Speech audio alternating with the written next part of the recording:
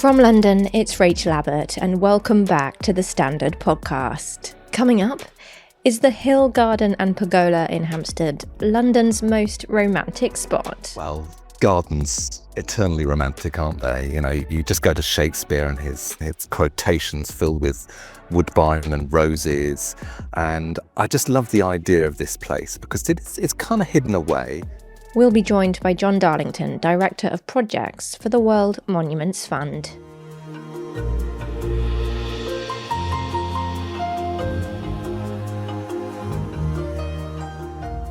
Joining us first is journalist Kate Wills, who has an article in this week's edition of the London Standard about why birth rates in the UK capital have been declining.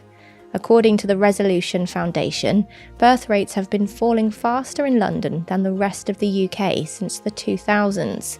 In fact, in October last year, figures released by the Office for National Statistics showed that only 104,252 babies were born in the capital in 2023, a drop of 2,444 on the previous year and the lowest figure since 2008. So why is this happening? Is it a concern? And do we need to boost birth rates? Kate, thanks for joining the podcast. Hi, thanks for having me. To start, which of London's boroughs have the lowest birth rates? So Islington has the lowest birth rate in London. That's 1.01. And then you have Southwark after that and Hammersmith and Fulham, which both have 1.06.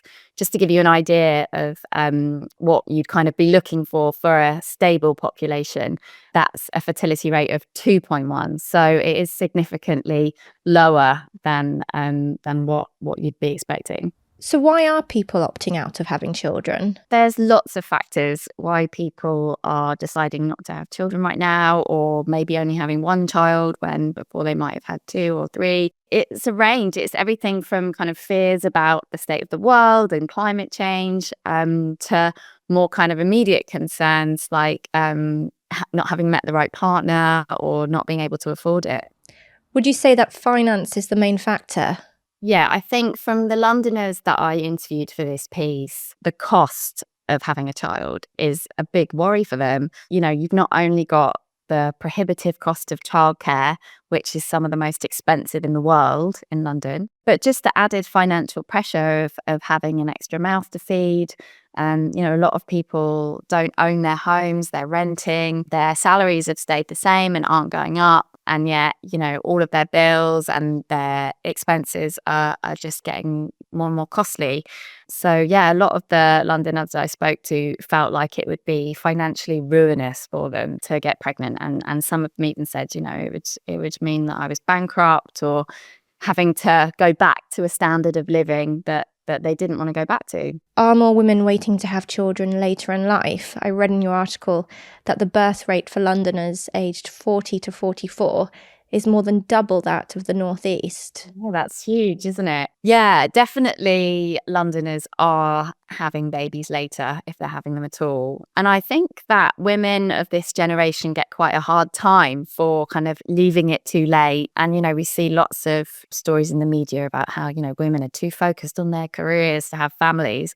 But actually, I think the fact is a lot of them don't feel in a stable position enough to have a child until they get to that age. You know, certainly speaking for myself, you know, when I was in my mid-30s, I was still living in a house share in a very financially precarious situation and not able to think about becoming a mother at all. And that for me is why I had my daughter at 36.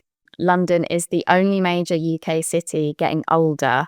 That's mainly due to these decreased birth rates, and also there's just less young people moving to the city. So it's quite a dubious honour, really, that London is the fastest ageing city in the UK. Could you tell us about the Londoners you spoke to? What did they have to say? It was really interesting, actually, to hear people's reasons. There were some who, you know, were absolutely adamant that they didn't want to have kids, and they felt really kind of at peace with that decision.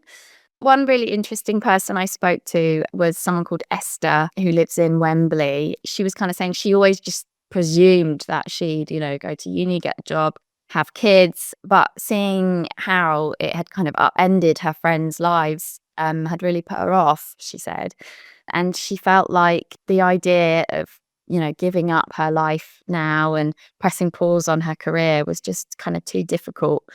So she had decided not to become a parent. I think her quote was, "Every now and again, when I see a friend's baby and it's a cute little chubby one, I do wonder if I've made the right decision." Is this a problem we need to be concerned about? Do we need to boost birth rates? Yeah, I think it's a huge concern, especially for London. Some campaigners have talked about boroughs in London, particularly the more expensive ones, becoming like ghost towns, and families are leaving and no babies are being born, and it does change the dynamic of a city. I think historically London was always seen as a really accommodating city for families.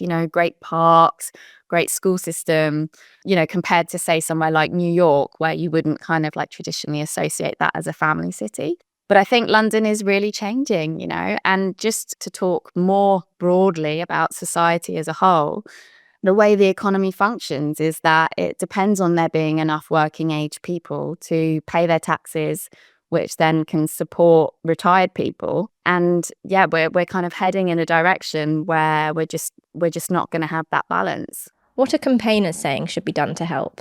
So campaigners say there are lots of things that can be done. There could be sort of pro-natal policies, which the government could introduce. Things like extending the childcare subsidies that we have at the moment, or extending maternity and paternity pay and that kind of thing. A lot of people are saying that the 2-child benefits cap at the moment should be scrapped, just to kind of make the sums add up more a bit for cash-strapped families.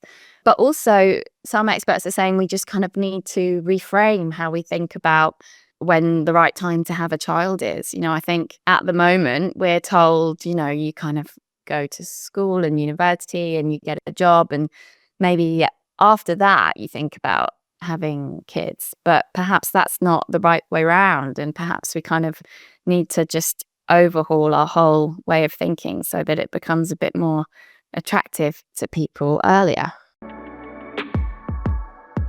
Let's go to the ads. In part 2, Valentine's and London's hidden gem, the Hill Garden and Pergola in Hampstead. But is exploring English heritage actually romantic? We'll see you back here in just a moment.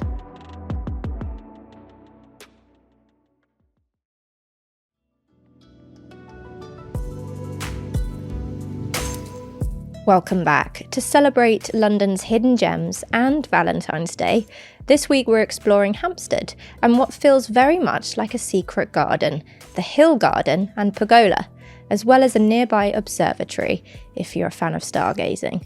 But out of the whole city, why here? John Darlington, Director of Projects for the World Monuments Fund, has been writing about this leafy NW3 spot for the London Standard. John, welcome to the podcast. Hi, Rachel. Good to be here. Now, to kick off, and this could be a silly question, but can exploring London's heritage be romantic? If anyone doubts it, sell it to us. This is an easy one for me. I'm an archaeologist and my wife is not an archaeologist. And we met whilst I was excavating a medieval abbey site. So I was sitting kind of amongst these ruins, and my wife walked past every single day, and eventually I plucked up the confidence to say hi to her. My chat-up line was, "Would you like to come and see my cesspits?" Remarkably, she said yes. And then equally remarkably, we're still together after 30, in fact, nearly 40 years. So there you go. Yes, they can be romantic. Wow, that's a story. And why have you picked the Hill Garden and Pergola? Well, gardens, eternally romantic, aren't they? You just go to Shakespeare and his quotations filled with woodbine and roses. And I just love the idea of this place because it's kind of hidden away. And it's got this long linear pagoda which turns corners as well. And it's got these little intimate niches, these places where if you were having a dangerous liaison or whatever it might be, you could squirrel yourself away and look at this magnificent view, holding hands with your partner to be.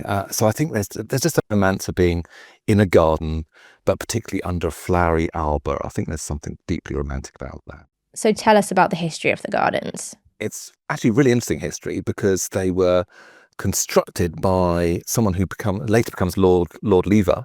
And he has made his money through making soap, mainly up in Liverpool and Lancashire. So he's the Sunlight Soap man. And he's bought this London house in Hampstead Heath, and it's a party house. But he thinks, in order to have a party house, not only do I need to convert the house, I also need to have a garden which is fitting for this place. So he essentially constructs with another very famous Lancashire garden designer, someone called Mawson, and Thomas Mawson, he constructs this beautiful pergola for Lever, which then develops over the years. So it kind of takes the first 7 years, then he extends it and he extends it. And it's just this magnificent structure where you get these all-encompassing views of London. And there is also a link to Hampstead Heath and the Romantic poet John Keats. That's absolutely right. Keats stayed on Hampstead Heath in a place called Wentworth House for 2 years with his great friend Charles Armitage Browne. And therefore, it's also a place where he was incredibly creative. He wrote at least six of his great odes came from when he was at Wentworth Place, including one which is called the Ode to a Nightingale, which is written under the plum tree there, and Ode to a Grecian Urn. Who would know? My favourite, however, is that two poems. One is called The Eve of St. Agnes, which I particularly love because St. Agnes, rather like St. Valentine, is a Roman saint. So she's 4th century. St. Valentine was 3rd century. And St. Agnes is the patron saint of virgins. I think that's entirely appropriate for St. Valentine's Day. And the poem that he writes really draws on this medieval tradition where St. Agnes, if you were a young woman back in the medieval times and you went to bed without any supper, and then as you were kneeling at your bed, you took pins off your pincushion and placed them into your sleeve whilst reciting the Lord's Prayer. If you did all of that, then in the night, the dream would come, and in that dream, you'd see your future husband. But I guess that the most famous link with John Keats is that he writes a poem called Bright Star, which is adapted for his final partner, someone called Fanny Brawne. So there's a personal romantic link between Keats and his great love of his life. In line with Bright Star, his love sonnet, can you tell us about the Hampstead Observatory? There's a beautiful link here, isn't there, of course, between Bright Star, looking at the stars, stargazing, men are from Mars, women are from Venus, all of that. Moonstruck, actually, for those of you who don't know, that actually can be defined as romantically sentimental. So it seems appropriate to kind of end our little journey at the Hampstead Observatory, which was formed by the Hampstead Astronomical and General Scientific Society in 1899 when they were offered a telescope. So you can still, if you go on Eventbrite, you can still go and gaze at the stars. You can look at the moon. And my only note of caution in this is that there's got to be a clear sky. So if there's no clear sky, you're not going to see anything. They won't open the particular event. But I think that's, again, entirely appropriate because love is also fickle, as is weather forecasting.